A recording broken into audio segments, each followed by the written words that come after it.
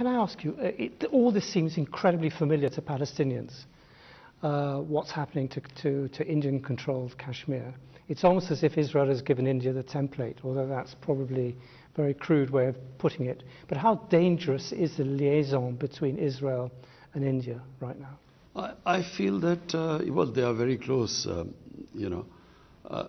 I mean, should we read anything into it that Narendra Modi visits Israel and then he comes back and clamps down on Kashmir and, you know, the events of 5th August 2019, do we think that he got his instruction from there? Because that's what Israel has done. They have just built such a strong security apparatus and they just crush anything.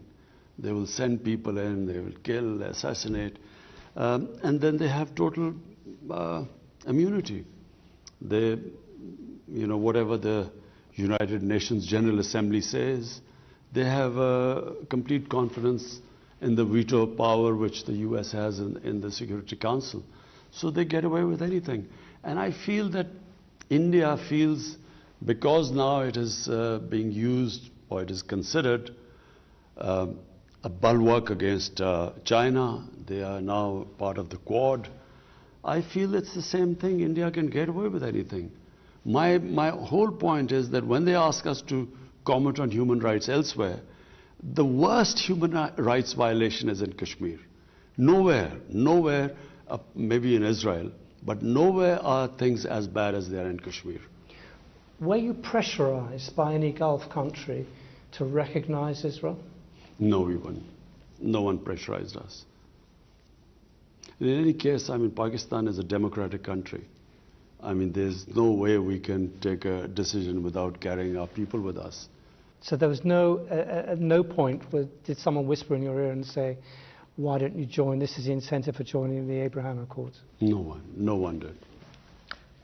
I wonder if I could change the subject and quote what I think are very prescient words from your book about Islamophobia in Europe.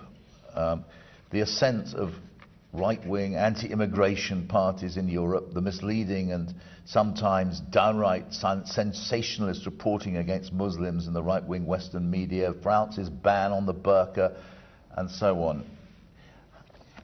Nothing's got any better, has it, over the last 7 years since you wrote those words? Peter, look, the problem is, and I blame the Muslim leadership for this too. So first, why did the Muslim leadership allow terrorism and Islam to be connected? What has Islam got to do with terrorism?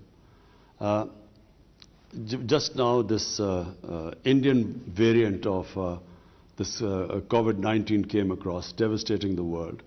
But the Indians said, look, don't call it Indian variant, call it Delta variant. Well, quite right, because why should sort of any virus be associated with any nation? Similarly, why should terrorism be associated with any religion? No religion would promote terrorism. I mean, so after 9/11, connecting Islam and terrorism, and then saying radical Islam, you know, as if there's some radical Islam which promotes terrorism.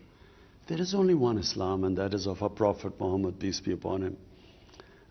In Muslim communities, like every human community, they are moderates, they are radicals, they are liberals.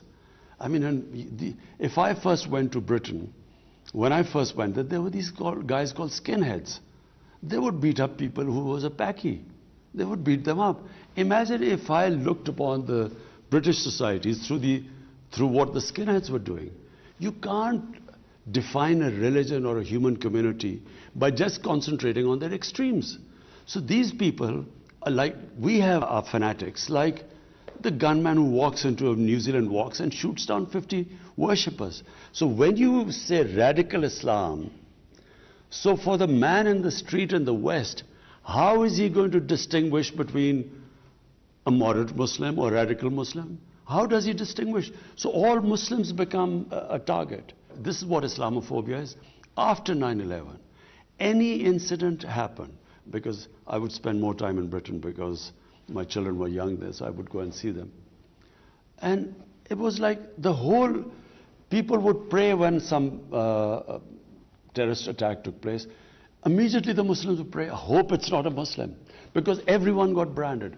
After 9/11, I never forget, this journalist called me up and he said, aren't you ashamed of being a Muslim? You know, 1.3 billion people responsible for 19 fanatics or terrorists. I think I'm right in saying that was Martin Bashir who rang you up. Yes, you know, not the best of the journalists, but he called me up. I was so shocked by it. So this is the problem, what has happened. What is Islamophobia? People do not realize radical Islam, moderate Islam. I mean, in the Western, how does a man in the street? So all Muslims then, and especially anyone who has a sort of symbol of Muslimness, like wearing a head cover or a beard, although by the way, beards have become quite fashionable now, I hear everyone trending.